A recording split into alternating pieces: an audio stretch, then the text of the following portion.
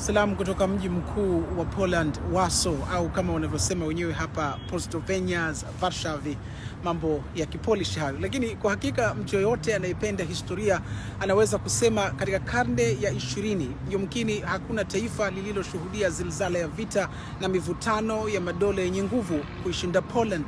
Miaka 80 iliyopita, wakati wa vita vikuu vya pili vya dunia, taifa hili liligeuka magofu matupu. Utawala wa Manazi wa Ujerumani walipoikamata na kuikalia kwa mabavu Poland, walitumia ardhi yake kufanya majaribio ya kila aina ya ufadhuli waliobuni, ikiwemo majaribio ya silaha nzito nzito na hata kujenga moja ya kambi kubwa kabisa za mateso na mauaji itwayo Auschwitz.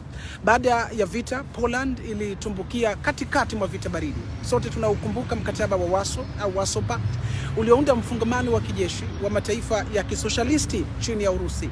Hata hivyo, miongo 8 baadaye, Poland na mji wake mkuu vimesimama tena.